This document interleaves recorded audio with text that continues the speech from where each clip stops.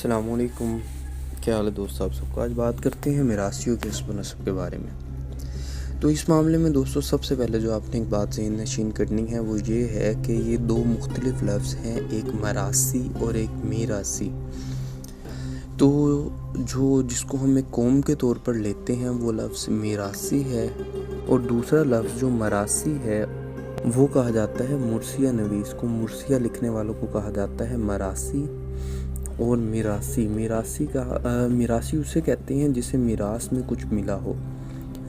مزید یہ کہ میراثی اردو لغت میں اس شخص کو کہتے ہیں جس کا موروثی پیشہ گانے کا ہو۔ میراثی کا لفظ میراث سے نکلا ہے۔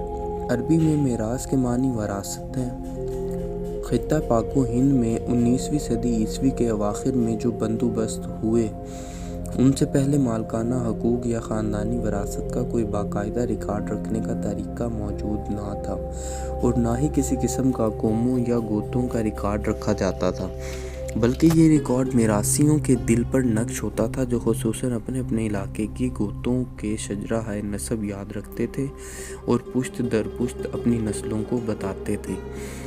یہ لوگ ایک قسم کے جینیالوجسٹ تھے جس میں یہ فن پشت در پشت چلتا تھا۔ وراثت کے جھگڑوں، مالک اعلیٰ یا مالک ادنیٰ کے تعین یا قوم، گوت اور برادری کے تعین میں میراثیوں کی رائے کو حتمی حیثیت حاصل ہوا کرتی تھی۔ علاوہ ازیں یہ لوگ ہر قوم، برادری یا گوت کے بزرگوں کے کارنامے بھی زبانی یاد رکھتے تھے کہ فلاں قوم میں فلاں سورما گزرا ہے جس نے فلاں کارنامے سر انجام دیے تھے۔ خصوصاً شجرہ نسب کے یاد رکھنے میں وہ اس قدر تیز ہوتے تھے کہ ایک ہی سانس میں کسی قوم کا صدیوں پر محیط شجرہ نسب پڑھ ڈالتے تھے۔ زمینی، جنسی یا دیگر قبائلی وراثت کے تعین زمن میں چونکہ انہیں معتبر سمجھا جاتا تھا، لہٰذا اسی وجہ سے ان کا نام میراثی پڑ گیا، یعنی میراث یاد رکھنے والا۔ میراثی کوئی قوم اور ذات نہیں، میراثیت ایک کیفیت کا نام ہے جو کسی پر بھی طاری ہو سکتی ہے۔ چونکہ میر عالم برادری پر کچھ زیادہ ہی طاری ہوتی ہے، اس لیے انہیں میراثی کہہ دیا جاتا ہے۔ ان کیفیات میں جگت بازی، جسے جدید دور میں مزاح کا نام دیا جاتا ہے، اہم ہے۔ گانا بجانا یعنی گلوکاری جگت بازی سے کم اہمیت کی حامل نہیں۔ بجا اور بیجا تعریف و توصیف میراثیت کا سب سے بڑھ کر وصف ہے۔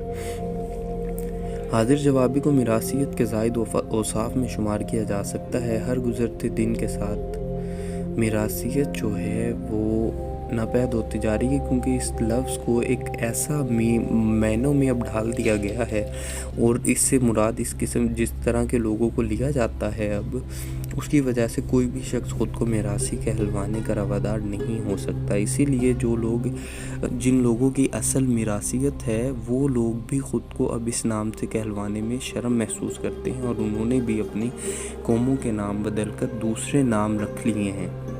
اور یہ اسی وجہ سے ہے کیونکہ ہمارے معاشرے میں اس لفظ اور اس کی جو اصل ہے اس کو نہیں سمجھا جاتا، اور بہت کم لوگوں کو اس کی حقیقت معلوم ہے۔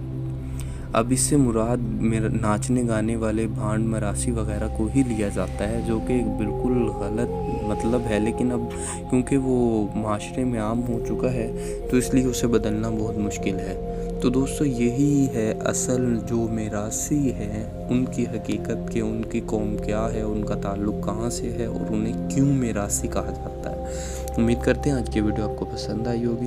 مزید ایسی ہی ویڈیوز کے لیے ہمیں کمنٹ میں ضرور بتائیے تاکہ ہم آپ کے لیے اچھے ویڈیوز بناتے رہیں۔ بہت شکریہ، اللہ حافظ۔